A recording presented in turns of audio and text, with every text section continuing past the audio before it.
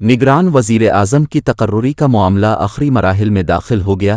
مسلم league نون کے قائد نواز شریف نے نگران وزیر اعظم کا نام فائنل کر لیا۔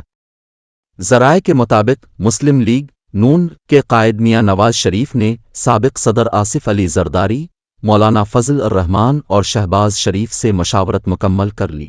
نگران وزیر اعظم کے حوالے سے ابھی صرف سابق صدر آصف علی زرداری، مولانا فضل الرحمان اور شہباز شریف کو معلوم ہے۔ آئینی تقاضا پورا کرنے کے لیے نواز شریف وزیر اعظم کو 3 نام بھجوائیں گے۔ اس کے بعد شہباز شریف نگران وزیر اعظم کے حتمی فیصلے کے لیے اپوزیشن لیڈر سے ملاقات کریں گے۔ وزیر اعظم اور اپوزیشن لیڈر باہمی مشاورت کے بعد نواز شریف کے نامزد کردہ نگران وزیر اعظم کا اعلان کریں گے۔